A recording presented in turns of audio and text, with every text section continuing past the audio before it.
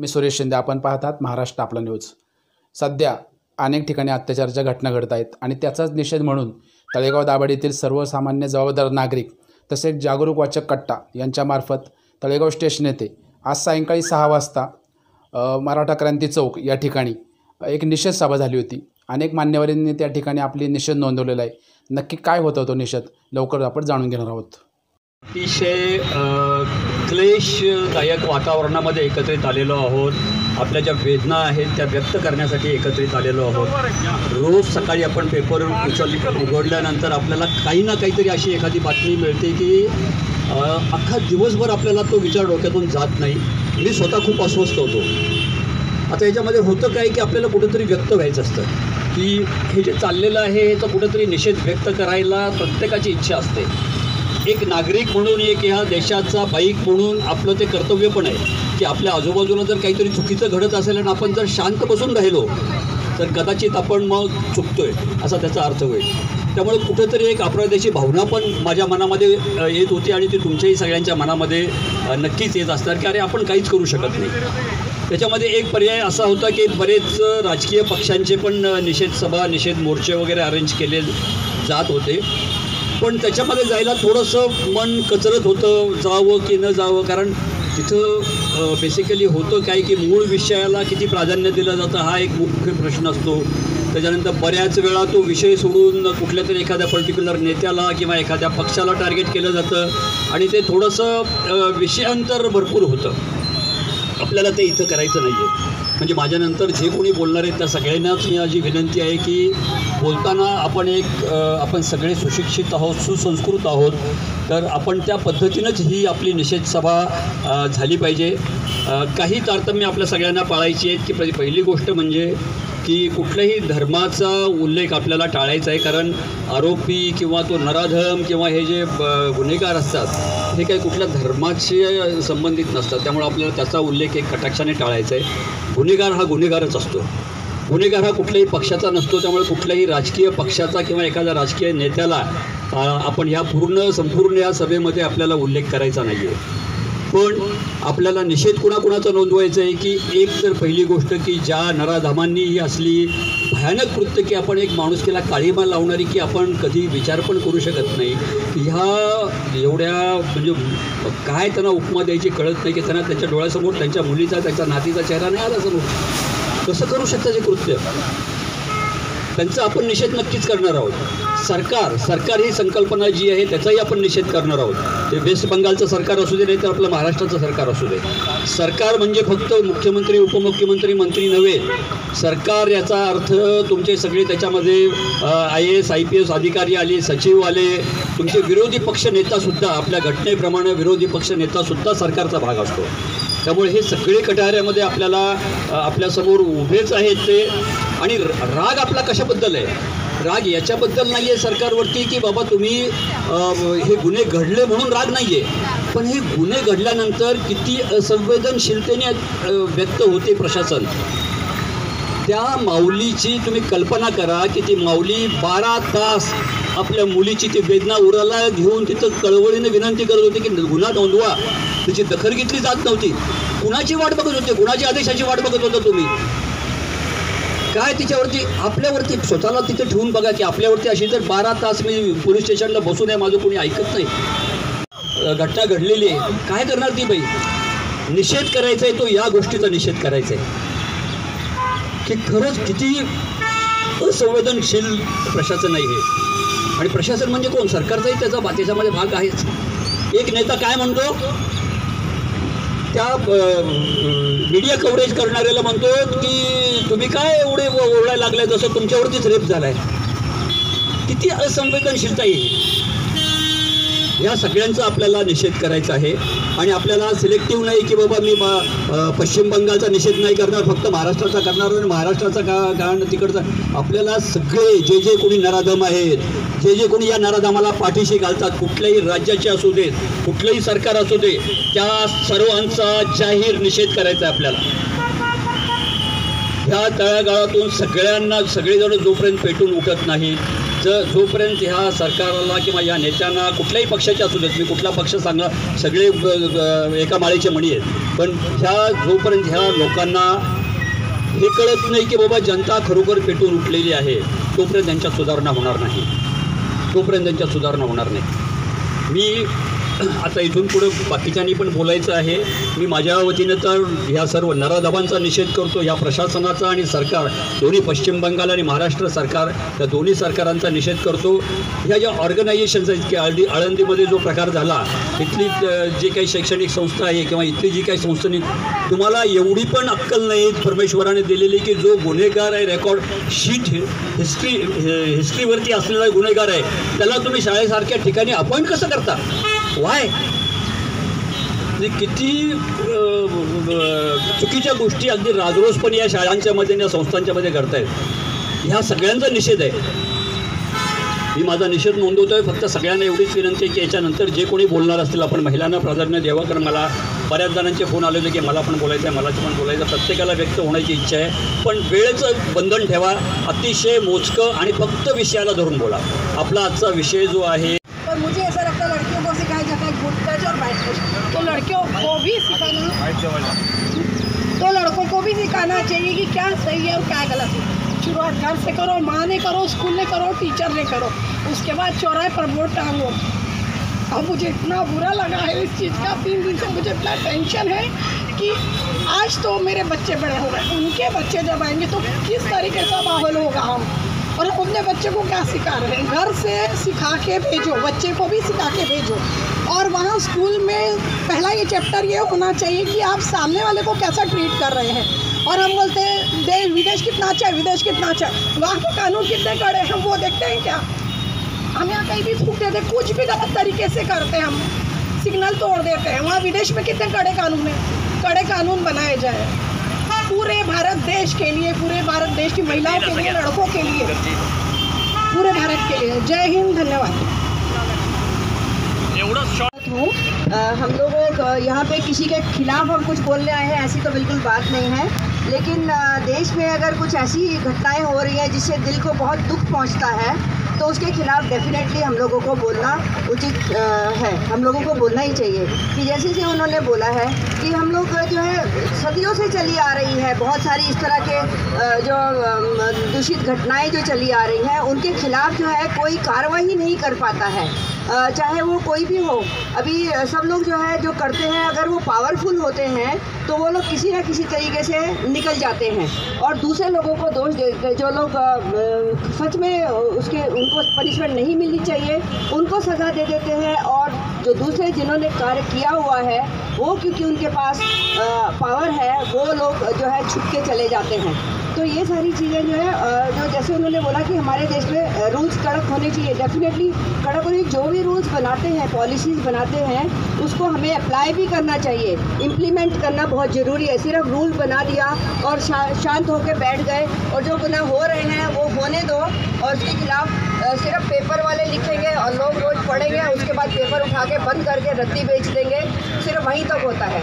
हमें जो है सचमुच में इस तरह के कार्य करने चाहिए ताकि जो भी पॉलिसीज़ बनी है उसको इम्प्लीमेंट भी हो और लोगों को न्याय मिले. ये बहुत ज़रूरी है.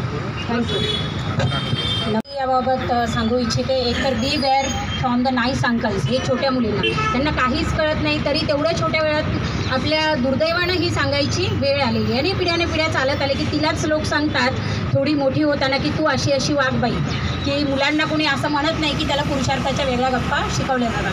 हे कुठेतरी थांबलं पाहिजे. दुसरं join hands together for this purpose. तुम्ही कोणीही असाल तर तुम्हाला उद्याचा स्वच्छ समाज पाहायचा आहे, आपलाही चांगला समाज पाहायचा आहे, तर सगळ्यांनी एकत्र येणं गरजेचं आहे. No means no. याच्यासाठी असं म्हणता येईल की स्त्रीची कुठल्याही बाबतीत संमती नाही तर तिथं तुम्ही तिला गृहीत धरू नका.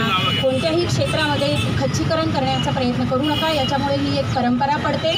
त्याचबरोबर हे सगळं असताना हे सगळं संपूर्ण देशामध्ये जो नवीन येणारा लहान मुलगा आहे त्याची समाजामध्ये अशी धारणा होते, जो कमकुवत मनाचा आहे, बेकार आहे, जो ऑलरेडी असुशिक्षित आहे किंवा शिकणारा छोटा मुलगा आहे, त्याला असं वाटतं की ज्याची मूल्य कमी आहे तो दादागिरीने पुढे जातो आणि सुसंस्कृत माणूस हा साधारण आहे. तर ही कुठेतरी समाजाची गरज आहे की व्हॅल्यू द मोरल व्हॅल्यूज, आणि ह्या सगळ्याच्या मुळाशी म्हणजे शिक्षण क्षेत्र आहे. जेव्हा शिक्षण क्षेत्राला दुय्यम समजलं गेलं किंवा हे सगळी मूल्य समान तऱ्हेने समाजामध्ये त्याचा इम्प्लिमेंटेशन व्हायला पाहिजे शिक्षण क्षेत्राच्या द्वारे, तर ते होत नाही, कारण त्याचे वेगवेगळे कारणं आहेत. तर ह्या क्षेत्राला तितकंच महत्त्व दिलं पाहिजे. घरातूनही मोरल व्हॅल्यूज मुलांना बेसिक दिले गेले पाहिजे आणि मुलींना सुरक्षेचं शिक्षण हे दिलं गेलं पाहिजे.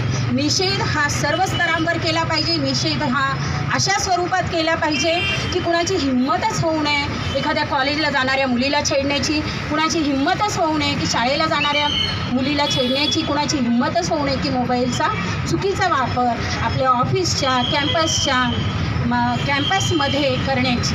त्याची सगळ्यांची नैतिक जबाबदारी आहे आणि ज्यांना अधिकार आहेत त्यांनी खूप जबाबदारीनं वागण्याची गरज आहे. धन्यवाद. जय हिंद, जय महाराष्ट्र.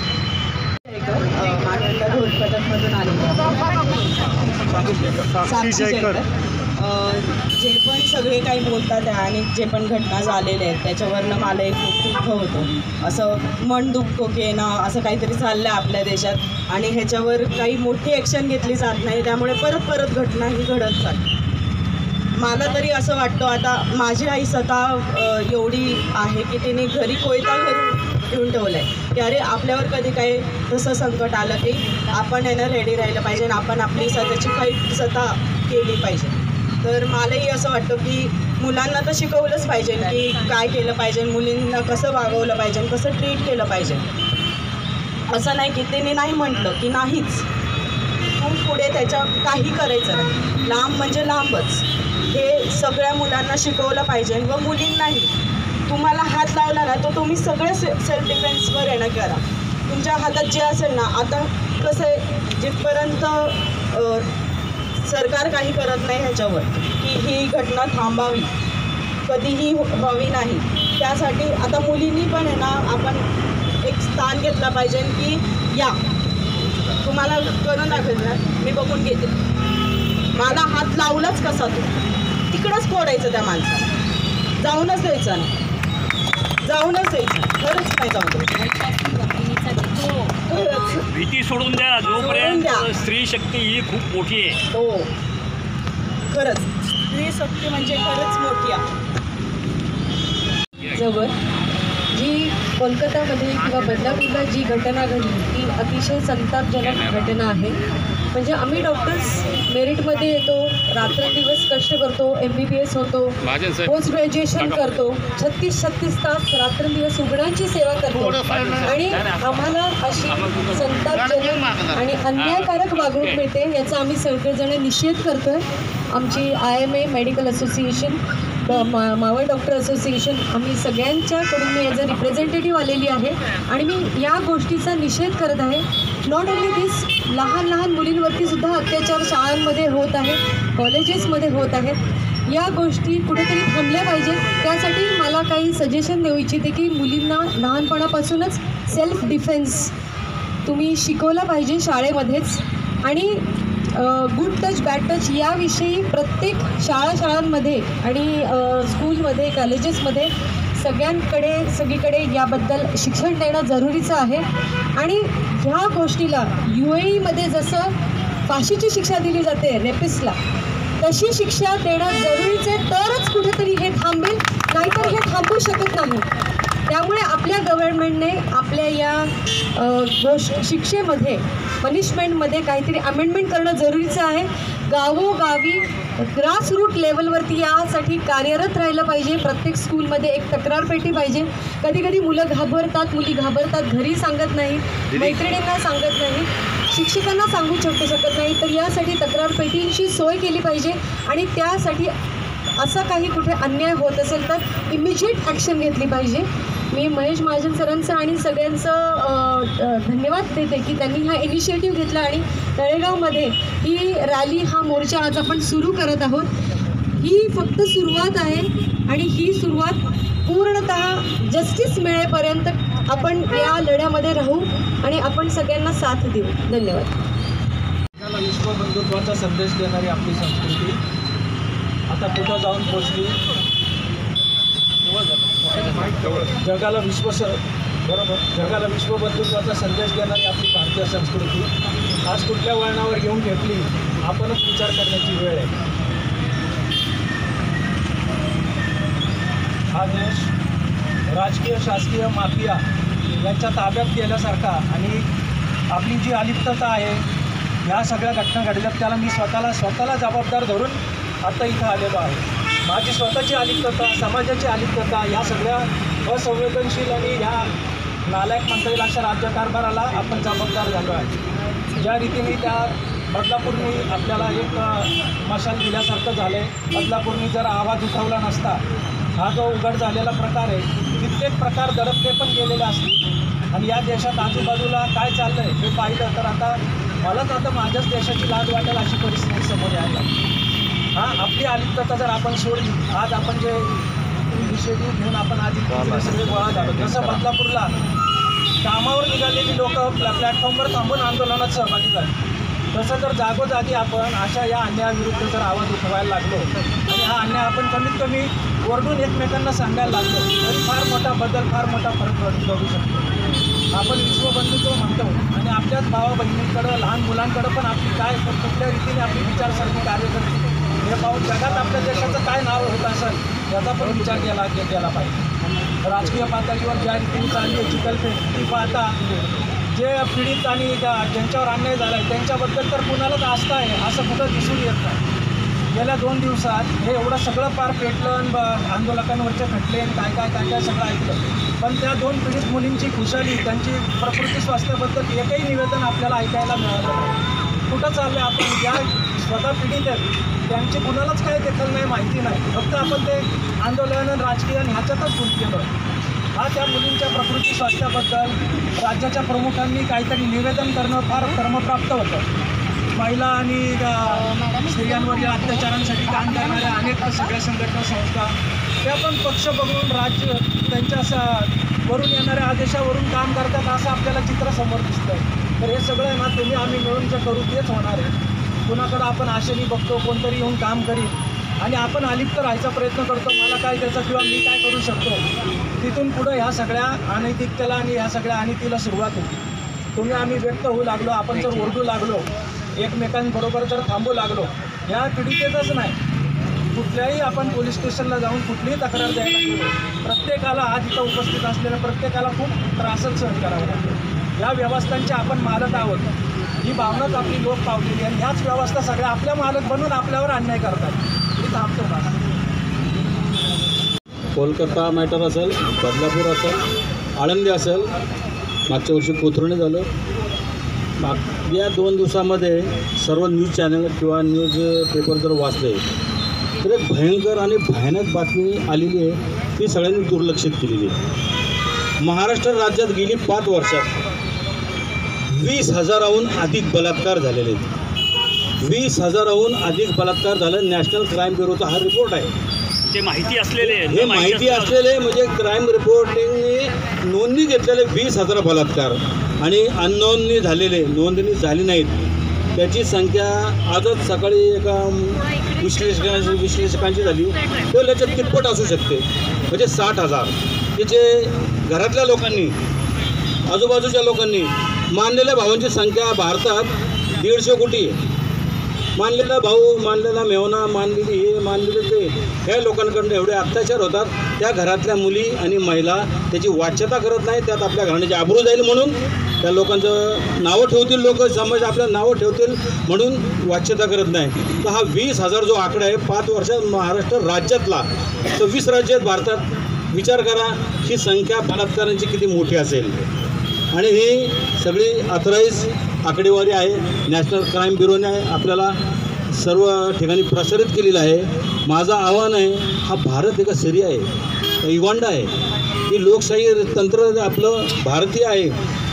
जर 5 वर्षात 20,000 बलात्कार होत असतील तर याची मागची वर्ष गेली 78वा आपण स्वातंत्र्य दिन साजरा केला परवा, त्या 78 वर्षात किती बलात्कार झाले असतील किती महिला मुलींनी आत्महत्या केली असतील याची नोंद कुणाकडे नाही आहे. माझं तर सर्वांना आव्हान आहे, सगळ्या माता आणि भगिनींना, आपल्या मुलींना तुम्ही मोबाईल नका देऊ, एक कोयता द्या, त्याच्या हातामध्ये एक कोयता द्या, एक सुरी द्या आणि प्रत्येक पर्समध्ये त्यांच्या मिरचीची फूट ठेवा. या 3 गोष्टी प्रत्येक महिलांनी आपल्या मुलीला कॉलेजला जाणारे असू किंवा शाळेत जाणारे असू, या 3 वस्तू त्या पर्स, आणि कोणीही अनोळखी पुरुष असला की पहिली त्याच्यावरती मिरची फूट टाकायची, या सूचना द्या. नंतर त्यांनी इकडे टच केला, तिकडे टच केला, कोयता काढा किंवा तुम्ही हत्यार काढा आणि तुम्ही स्वतःचा बचाव करा. हा तुमचा बचाव करण्यासाठी साक्षात भगवान सुद्धा येणार नाही आहे, पोलीस यंत्रणा येणार नाही आहे, राजकारणी येणार नाही आहे. कारण 135 आमदार आणि 16 खासदार यांच्यावरती लैंगिक अत्याचाराच्या गुन्हे दाखल आहेत आणि त्यांना निवडून देणारे कोण आहोत? आपण निवडून देणार आहोत. आता हे 135 आमदार आणि 16 खासदारांनी लैंगिक अत्याचार करून सुद्धा जर मोठमोठ्या घोषणा देत संसदेत, विधान भवनमध्ये हे करत असेल तर त्या जबाबदार आपण आहे. त्यांची काही चुकी नाही आहे, या लोकांना निवडून आपण दिलेलं आहे. याच्यामुळे हे बलात्कार, चोऱ्यामाऱ्या आणि लैंगिक अत्याचारात वाढ झालेली आहे. ही वाढ कमी होईल किंवा ज्यावेळेस आपण रस्त्यावर उतरू, आपल्या मुलींना, आपल्या सुनांना, आपल्या लेकींना काय म्हणलं तुम्ही मग, सेल्फ डिफेन्स प्रत्येक शाळेमध्ये या गोष्टी व्हायला पाहिजेत. प्रत्येक गोष्टीमध्ये घरच्यांनी, आई वडिलांनीच लक्ष द्यायला पाहिजे. आजकाल काय करतात, ट्युशनला गेली जाऊ द्या, शाळेत गेली 7ला आली, आता कुठं ट्युशनला चालली, ट्युशन आहे का नाही, कधी सुट्टी कुठे जाते, कोणीही चौकशी करत नाही. या मधल्या काळात, कोरोनाच्या काळात ज्या मोबाईलने वेळ लावलेला आहे, आजही मुली आणि मुलं आम्ही बघतो का समोर 3 कट्टे बसायला, दिवसभर मुलं मुली मोबाईलवरती खेळत असतात. दिवसभर आम्ही हाकलतो त्यांना, अरे अभ्यास नाही का तुम्हाला, नाही तर काय झाला अभ्यास, मग इथं काय करता, घरी जाऊन बघा. हे जे आम्ही लक्ष देतो, हे रिक्षावाले सगळे लक्ष देतात, या मुलांवरती लक्ष द्यायचं काम त्यांच्या आईवडिलांचं आहे.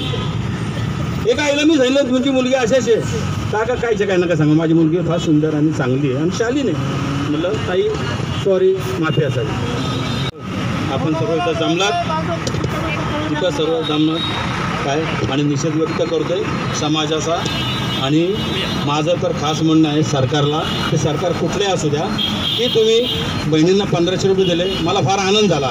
आता त्या बहिणींच्या मुलींसाठी तुम्ही हे सर्व जे कायदे नियम बदला. आणि परराष्ट्रामध्ये, इस्लामी राष्ट्रामध्ये रेप झाला की त्याच्या संध्याकाळी त्याला भर चौकात फासाला लटकावतात, त्याचे हातपाय तोडले जातात. ती यंत्रणा म्हणजे त्याला आपल्याकडे छत्रपती शासन म्हणतो. छत्रपती असताना त्या अशा काही घटना घडल्या, टकमक टोकावर जायचे आणि कडेलोट करायचे. छत्रपती शासन तरी इथं असावं, नाही तर इस्लामी राष्ट्राची कायदे पद्धती इथं लागू हवी. धन्यवाद. हा प्रश्न मला नेहमी पडतो. बऱ्याच वेळी माझ्या मिसेसशी किंवा माझ्या जवळपासच्या लोकांची याबद्दल चर्चा करत असतो. आणि आज मला फार आनंद झाला की या सगळ्या उपक्रमामधून मला हा विषय माझं मनोगत म्हणून व्यक्त करता आला. तर खरोखर हा विषय गंभीर आहे का? कारण आत्ता दादांनी जसं मांडलं की इथे मुलं बसलेले असतात.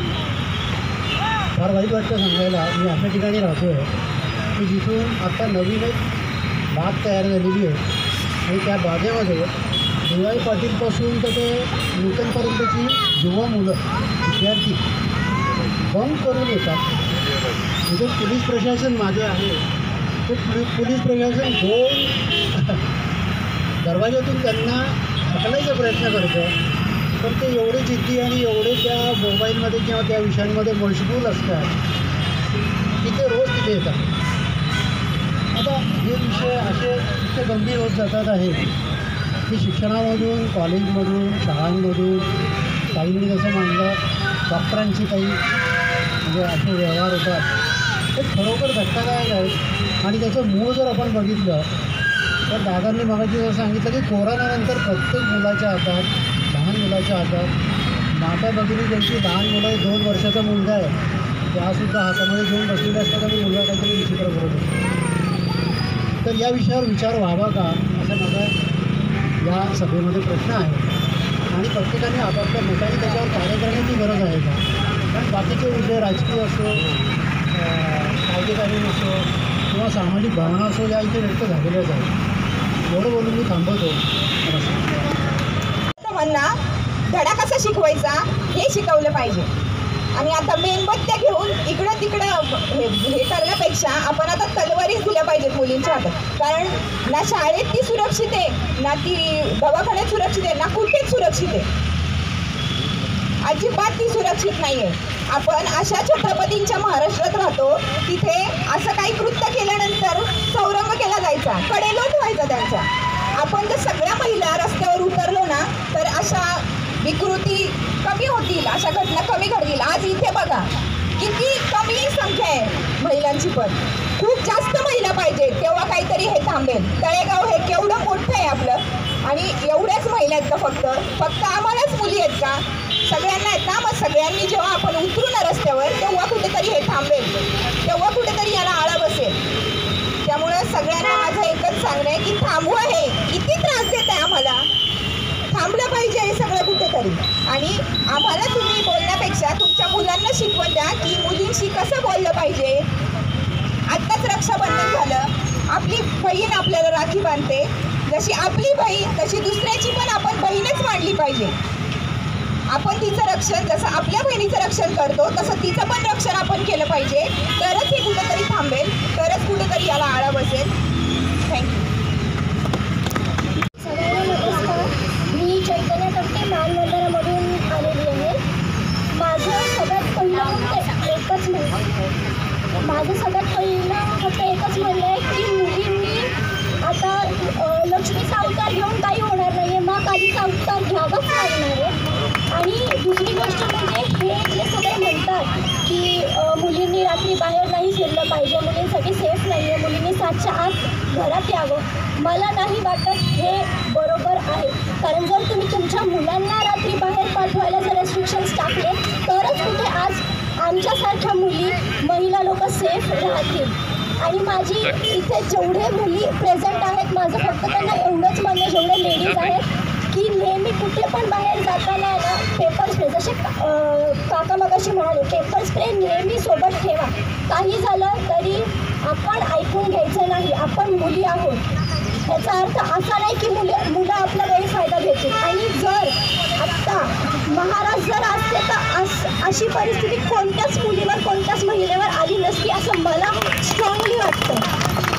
आणि मला अजून एक गोष्ट जी खूप स्ट्रॉंगली वाटते ती म्हणजे जर सरकारने काही ॲक्शन घेतली नाही ना तर काहीच फायदा नाही. आणि आपल्यासारख्या सामान्य जनतेने जेवढं होईल तेवढं जास्त प्रोटेस्ट करावं, जास्त जागरूक राहावं, त्यानेच कुठे सरकार जागी होणार आहे. आणि सरकारला असं माझी फक्त एकच रिक्वेस्ट आहे, जर हे नाही थांबलं तर फक्त मुलींकडे फक्त एकच पर्याय उडेल, रस्त्यावर कोयते घेऊन फिरायचं बस. जिथे दिसेल जो कोण असेल तो त्याला ऑन द स्पॉट ठोकायचं, बाकी काहीच नाही. मुलींनी मला असं वाटतं की मुलींनी एवढं पण एकदम इझी पिझी नाही घ्यावं. मुलींनी सुद्धा मेंटली फिजिकली स्ट्रॉंग व्हावं, सेल्फ डिफेन्स पहिला शिकावा. मुलगी म्हणून सेल्फ डिफेन्स सगळ्यात महत्त्वाचं आहे, खूप म्हणजे खूप महत्त्वाचं आहे. बस मी एवढंच सांगेन. आणि मुलींनी स्वतःची, माझं नाव चैतन्य तपटे. नोटीसवरती हा निषेध मोर्चा आपण आयोजित केला. मुळात मगाशी डोळस काकांनी सांगितलं की बऱ्याचशा ज्या रेपच्या केसेस आहेत किंवा मास्कोच्या केस आहेत या केस बाहेरच येत नाही. त्यांचे केस म्हणजे त्यांचे पाल्य जरी कळलं तरी ते पोलीस स्टेशनपर्यंत जात नाही. आज खूप आपल्याला ज्या मीडियामध्ये दिसत आहे ते 2 ते 3% केसेस दिसतात. आणि मुळात म्हणजे ज्या पालकांच्या मुलांबरोबर या घटना घडत आहेत त्यांनी न घाबरता पोलीस स्टेशनला जाऊन ही केस नोंदवली पाहिजे.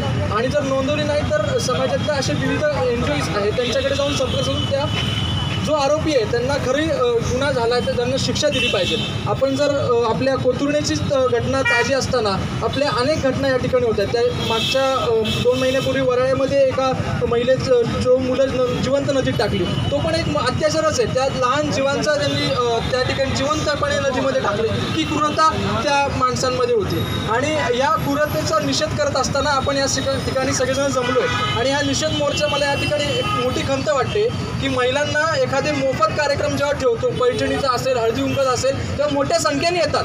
जेव्हा आपल्या मुलाबाळांवरती वेळ येते तेव्हाच तुम्ही बाहेर येणार आहेत का? म्हणजे बदलापूरला जी घटना झाली ती मुलं आपली कोण नव्हतीत का? ह्याचा पण विचार महिलांनी केला पाहिजे. एखादी गोष्ट फुकट भेटते, एखाद्या राजकीय नेत्यांनी जर कार्यक्रम केला तर आपण फौजा येतो, घरातल्या जेवढ्या महिला असतात त्या झाडून येतात. मग या गोष्टीसाठी पण तुम्ही झाडून यायला पाहिजे, हीच या ठिकाणी मला खंत वाटते. आणि या ज्या महिला आहेत या खऱ्या जिजाऊंच्या लेकी आहेत, या खऱ्या सावित्रींच्या लेकी आहेत. या छोट्या संख्येने जरी आल्यात तरी या खऱ्या तळेगावच्या लेकी आहेत. यांचं मी खरं मनापासून आभार मानतो की आम्ही हा छोटासा जे आव्हान केलं त्यामध्ये आपण सगळेजण उपस्थित झालात आणि हा निषेध केलात. तळेगावमध्ये आणि तळेगावच्या परिसरात अशा घटना होऊ नयेत याची आपण सर्वांनी दखल घेतली पाहिजे.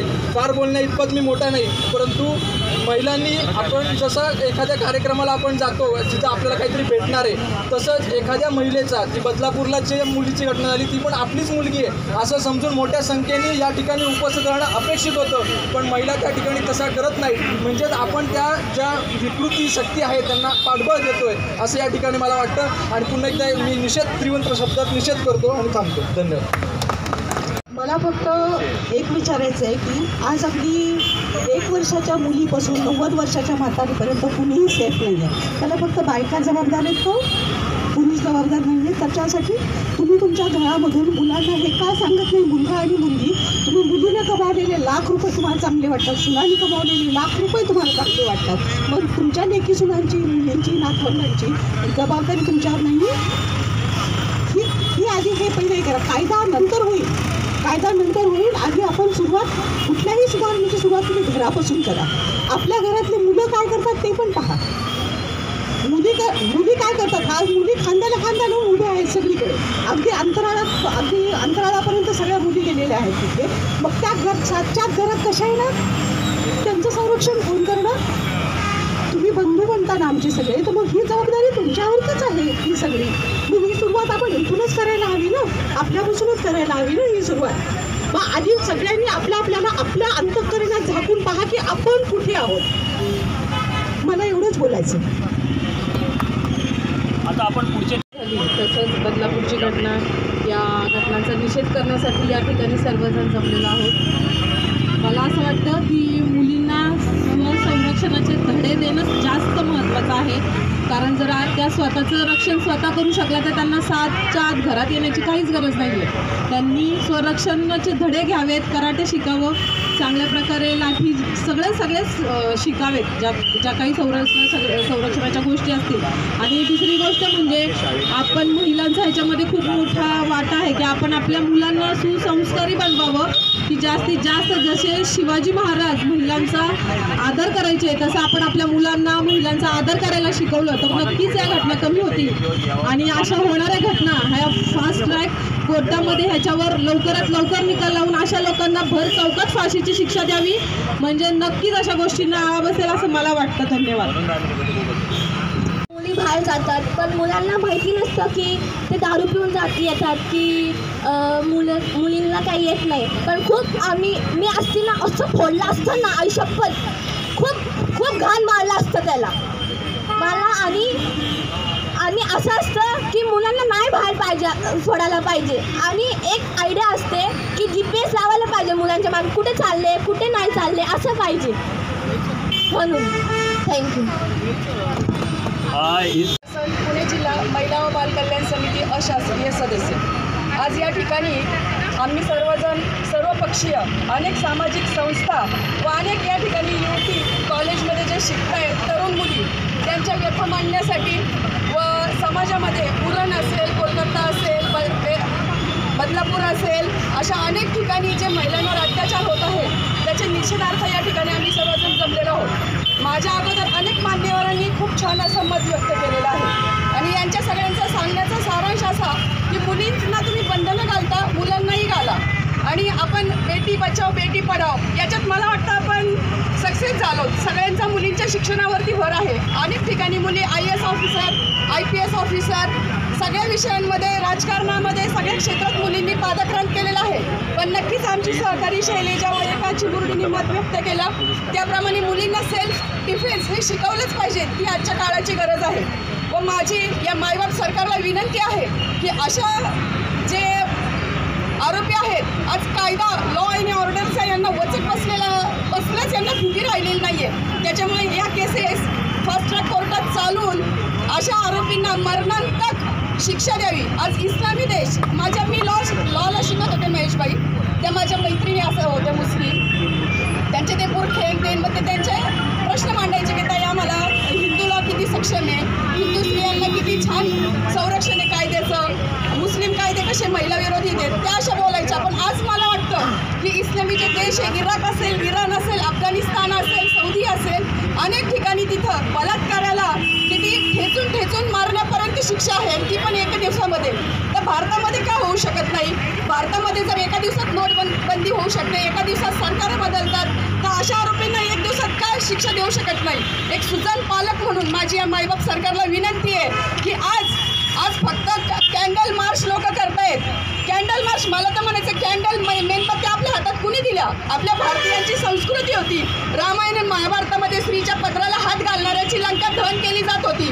आज जनतेच्या रोषाला या मायबाप सरकारला नक्कीच सामोरं जावे लागेल, अन्यथा फार वाईट परिणाम या ठिकाणी आपल्याला दिसतील. काही दिवसातच जनताच हातामध्ये दगडं लाठ्या घेऊन या आरोपींना अमानुषपणे यांचा अंत करतील. त्याला सर्वस्वी जबाबदार सरकार असेल. त्यामुळं मी या ठिकाणी सरकारला विनंती करते की अशा केसेसमध्ये विशेष कायद्यात बदल केला. अनेक अमेंडमेंट झाले, शक्ती कायदा असेल, अनेक महिलांच्या बाजूचे कायदे असतील, पण अजून ते कायदे तीव्र करावेत जेणेकरून अशा आरोपींना एक जरब बसेल, वचक बसेल असे मी या ठिकाणी बोलते व या घटनेचा जाहीर निषेध करते व थांबते. धन्यवाद.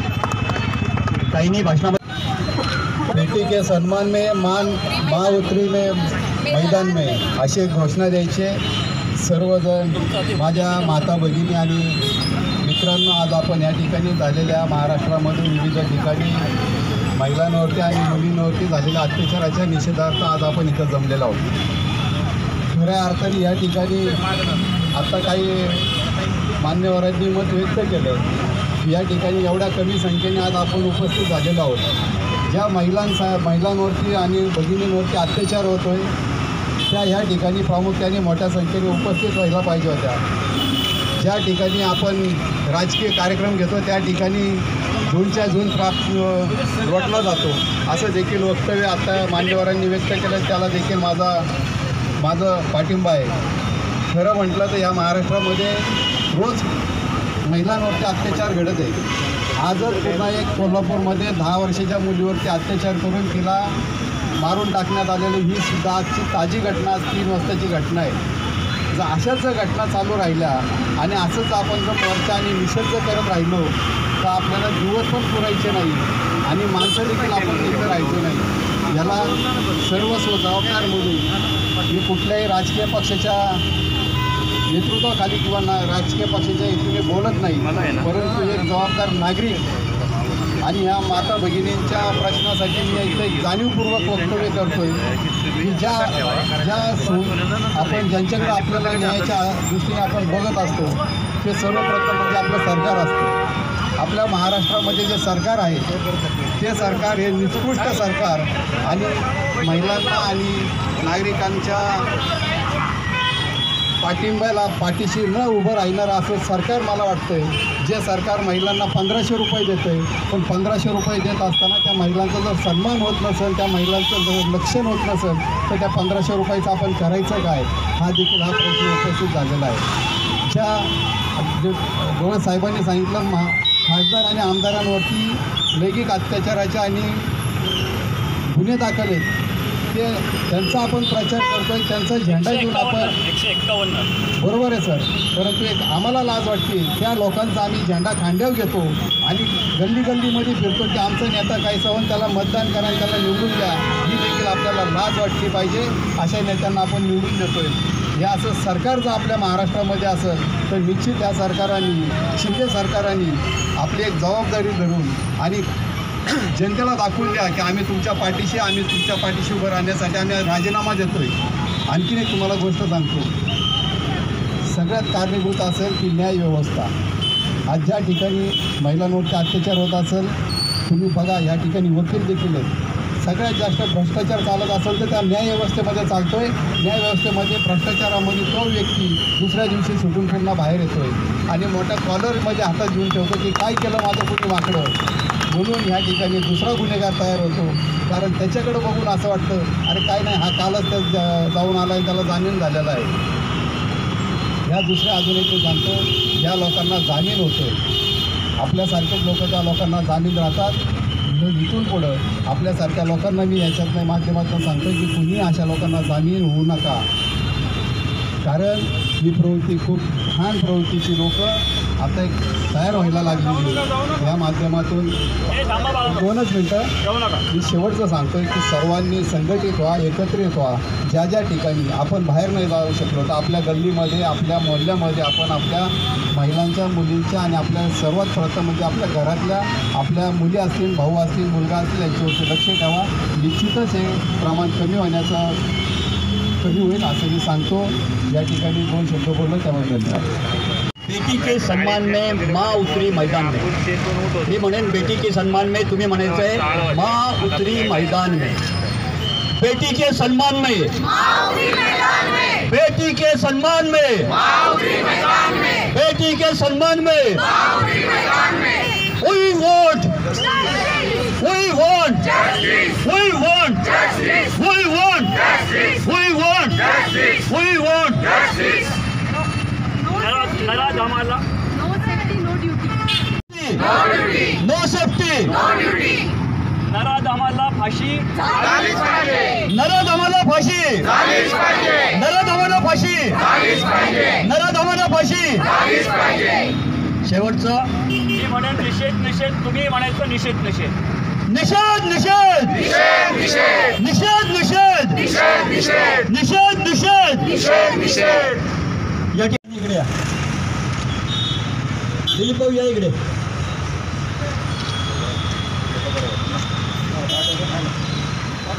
शेळके साहेबांचा हात उंच आहे, चांगला फोटो काढेल.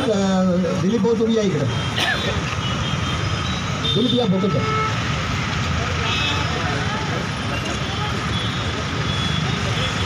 We want justice. We want justice. We want justice. No justice. No duty. No justice. No duty. No justice. No duty. No duty. No safety. We want justice. We want justice. We want justice. निषेध निषेध निषेध निषेध निषेध निषेध. हळू जाऊ द्या.